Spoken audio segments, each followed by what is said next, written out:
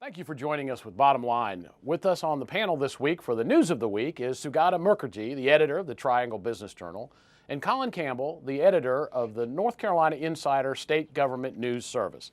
Sugata, let's start off. Let's talk a little bit about community banks in North Carolina and some of the changes that are taking place in that industry. Yeah, we did a feature on it this week about the status of community banking. And perhaps a lot of people won't be surprised is there is literally a complete disappearance of what we call as community banking. To give you in the Triangle, about 10 years ago, there were 15 headquartered community banks in the Raleigh-Durham area. What distinguishes a community bank from other types of banks? Well, beyond size, community banks typically work with community small businesses. They're involved in charitable givings.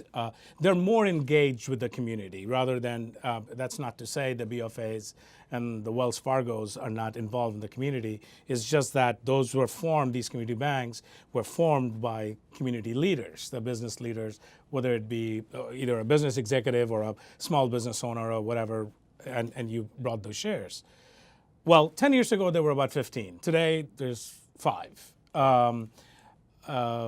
Across from North Carolina, there were like 80 about 10 years ago. Today, there are about 50. What is happening is one of the primary reasons probably is Raleigh-Durham and Charlotte area are doing so well, all the out-of-state banks want to get in. How do they get in? Well, starting 1 or 2 branches does not make sense, right? You will not gain, you don't have the brand and you don't have the market share to sort of have 2 or 3 branches in every city and gain. So you end up buying some of these community banks, which already has an established base.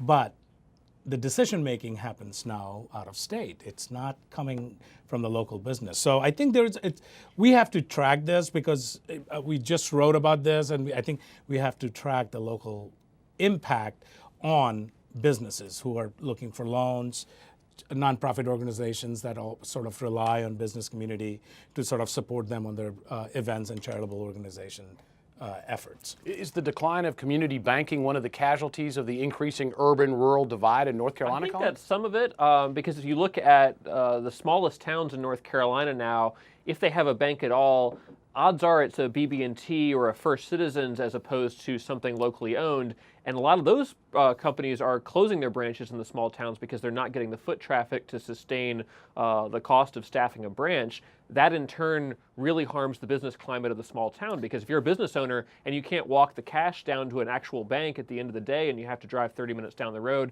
you may not want to open a business in downtown, small town North Carolina. And beyond that, big banks generally have sort of what they call an algorithm.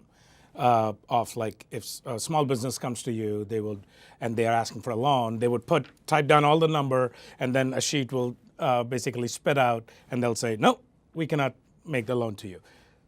Community banks, you could walk into the office of the CEO, the president, and basically say, hey, my auto repair shop, and I'm trying to expand it, so I need $200,000. Well, he, along with his board, which are other community people, could make that decision like within 2 days and say, hey, Joe, you got your loan. So come by the office, and we are looking for the expansion. That is going to be a big difference. I think that's what we are looking at. One of the other items this week with the events in Charlottesville, Virginia, and the president's response to those, several corporate executives announced that they were withdrawing from 2 relatively high-profile business advisory groups within the White House. Colin, what's the background story there? Yeah, that's an interesting thing to see. I think it sort of shows the degree to which the president's comments have gone so far in one direction that the business community had to respond. And I think it started with the CEO of Merck, who was the first to pull out and who's African American. That sort of put the pressure on more in the business community. We see that with a lot of major political events. A couple big companies start to take a stand, and then the pressure grows on the other companies that may be involved to also take a stand. So it'll be interesting to see to what role the business community plays in some of the discussions we're having here in North Carolina now as a result of Charlottesville and also the tearing down of the Confederate statue in Durham. Does the business community join in the governor's call to start the process of looking at taking down monuments across the state to the Confederacy, or do they tend to stay out of it because this is going to be a really, really contentious issue in the coming weeks and months? And not to mention, I think, it was like a drip, drip, drip. In terms of people quitting the President's Manufacturing Council. But what really happened was what people are not paying a whole lot of attention is the social media got involved. There was so much protest on those companies that decided to stay there with their product and services.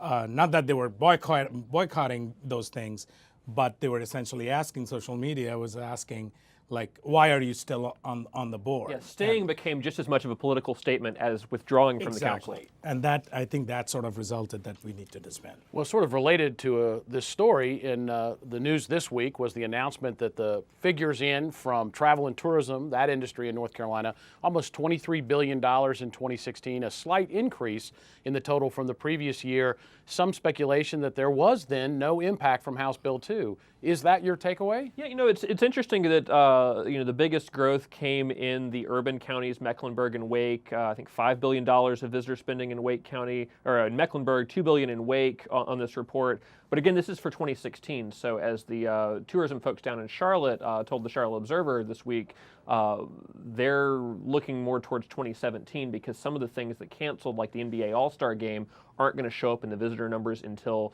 those numbers come out next year. Granted, there were a number of conventions and smaller events that did cancel, concerts and such in 2016, don't appear to be showing up in these numbers, which I guess tells you that there probably was an impact, but it wasn't big enough to offset the gains that we've just seen organically because tourism spending is definitely on the rise in North Carolina. I don't know. I mean, I tend to believe that HB2 was has always been sort of a state issue, and the part the rest of the country got involved.